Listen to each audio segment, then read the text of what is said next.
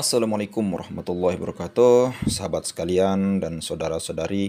Nah, jadi pada kali ini kita akan sama-sama mendengarkan klarifikasi daripada salah satu anggota daripada Paguyuban Pengurus Cabang NU Solo Raya, ya guys ya. Nah, jadi ini beliau klarifikasi terkait statement beliau yang agak dipermasalahkan, yaitu tentang kalimat beliau yang mengatakan bahwa Habib bukan NU dan NU bukan milik Habib. Ya, jadi beliau bernama Mubarak. Nah, jadi bagaimana dan apa yang akan beliau sampaikan? Mari kita simak video berikut. Assalamualaikum warahmatullahi wabarakatuh. Salam perjuangan, salam NKRI, dan salam waras. Pada kesempatan yang baik ini kita ketemu bersama saya Mubarak dari Kabupaten Wonogiri. Buat sedulur-sedulur saya semuanya, warga Nahdliyin, para kiai, pengurus NU, baik Banom maupun lembaganya dimanapun Anda berada. Pada kesempatan ini saya akan menyampaikan terkait statement saya kemarin bahwa Habib bukan NU dan NU bukan milik Habib. Saudara-saudaraku semuanya, bahwa saya berbicara seperti itu bukan tanpa dasar, tapi saya berbicara seperti itu dengan dasar dan fakta yang ada. Dasar saya adalah apa? Yaitu sebuah konstitusi dalam organisasi, yaitu anggaran dasar dan anggaran rumah tangga. Jelas disampaikan di situ tentang keanggotaan. Jadi jelas kalau Habib bukan NU karena Habib punya organisasi sendiri yang namanya Robitoh Alawi, dan kita bangsa Indonesia, warga Nahdlatul Ulama, orang Nusantara punya organisasi yang namanya Nahdlatul Ulama. Pendirinya pun berbeda, ADART-nya berbeda, visi misinya berbeda. Faktanya karena Habib bukan NU, maka di dalam dakwahnya saya sampaikan di situ. Di dalam dakwahnya jarang bahkan tidak pernah sama sekali Habib melakukan penguatan organisasi Nahdlatul Ulama, tapi justru banyak oknum-oknum Habib ini di dalam dakwahnya justru melakukan pelemahan kepada organisasi Nahdlatul Ulama. Yang kedua, kenapa saya katakan kalau Habib bukan orang NU? Ya, di dalam dakwahnya itu para Habib itu tidak pernah menyampaikan sejarah lahirnya Nahdlatul Ulama, tidak pernah menyampaikan siapa tokoh-tokoh pendiri Nahdlatul Ulama, tapi justru malah membelokkan sejarah Nahdlatul Ulama. Yang ketiga, saya sampaikan di situ bahwa karena bukan NU, maka para oknum Habib itu tidak mau membesarkan NU, malah justru mencari nama besar di NU.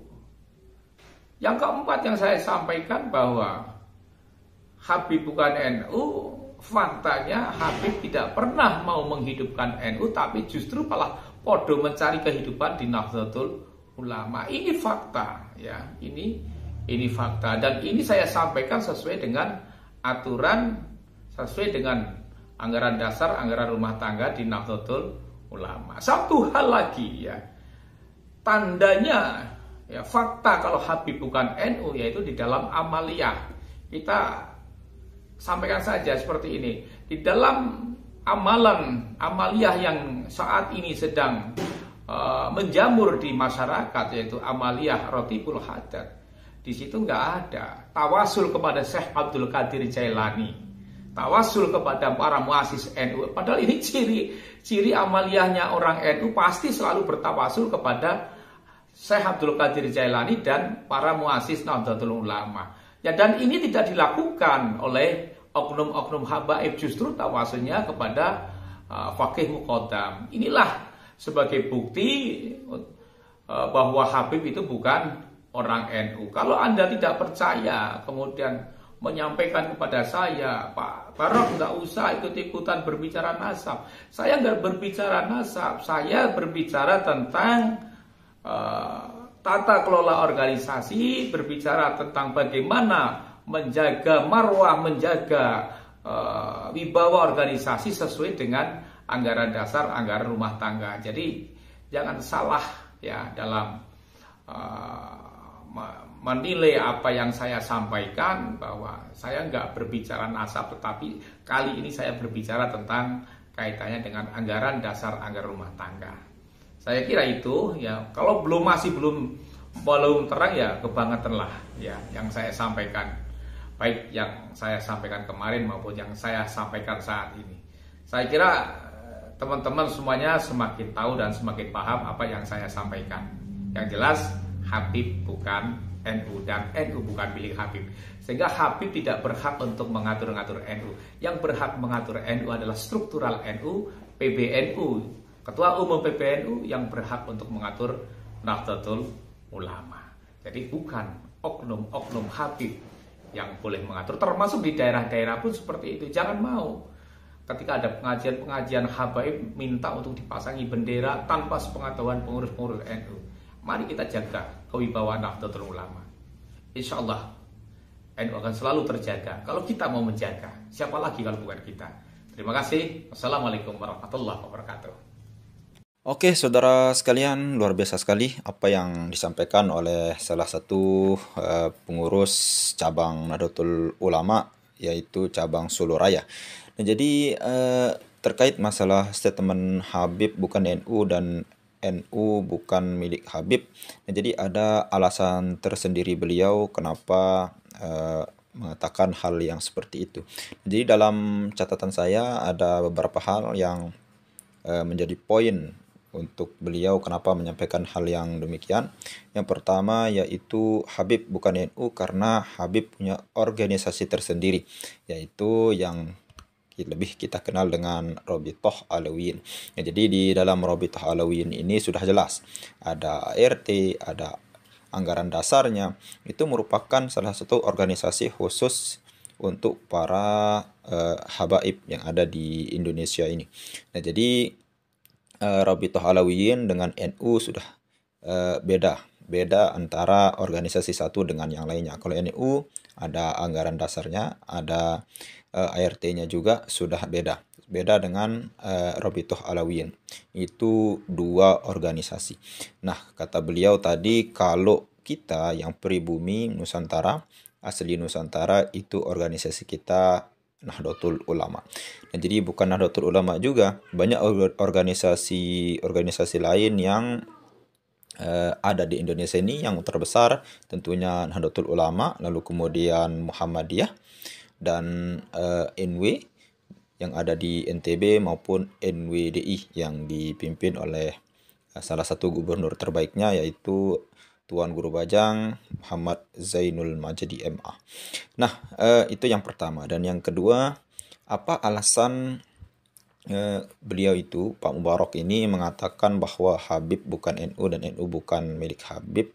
Karena Habib itu ketika menyampaikan sesuatu, kata beliau itu tidak pernah yang namanya mengungkit atau menyampaikan sejarah NU.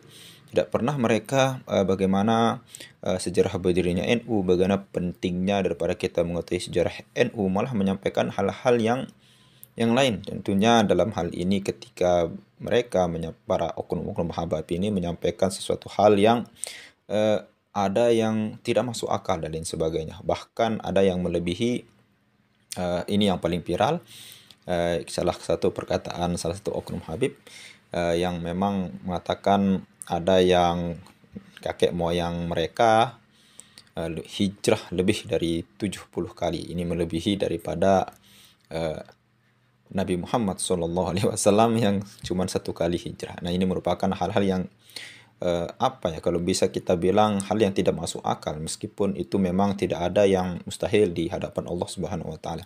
Itu yang pertama. Itu alasan beliau ya, Pak Mubarak ini. Dan yang kedua, kata beliau, kenapa saya mengatakan kalimat seperti itu, karena kebanyakan oknum-oknum Habib ini tidak memakmurkan NU, kebanyakan tidak memakmurkan MU, oknum bukan Habib, tidak memakmurkan NU tapi mencari nama di NU. Artinya apa? Ketika dia membawa nama NU, seperti tadi dia tidak menjelaskan di dalam banyakkan ceramah-ceramah mereka bagaimana perjuangan NU bisa sampai sekarang ini, bagaimana sejarah berdirinya NU, dan bagaimana profil daripada pendiri NU Kiai Haji Hasyim Asy'ari. Justru mereka hanya membawa nama NU supaya mereka mencari nama. Itu salah satu alasan beliau kenapa bisa mengatakan hal yang seperti itu.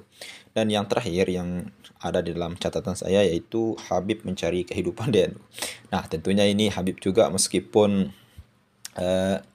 menurut klaim oknum mereka bahwa yang seperti yang sekarang kita kenal, meskipun mereka itu keturunan Rasulullah SAW, tapi tetap mereka semua adalah manusia biasa yang perlu penghidupan, perlu makan, perlu minum.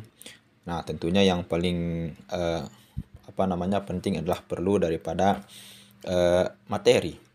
Jadi ini perlu mereka tidak hanya sekedar pergi ngomong dan lain sebagainya, namun ketika mereka datang, ini menurut sebagian kesaksian orang, ada oleh-oleh lah tersendiri. Nah, inilah bagusnya kita di Indonesia, ketika ada orang alim datang, ketika ada orang tamu yang datang, maka kita menyuguhkannya, maka kita memuliakannya seperti kita memuliakan para alim ulama dan lain sebagainya. Inilah baiknya kita di Indonesia ini.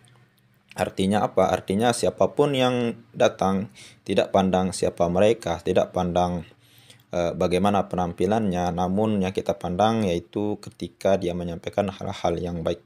Nah, mudah-mudahan video ini bisa bermanfaat bagi kita semua.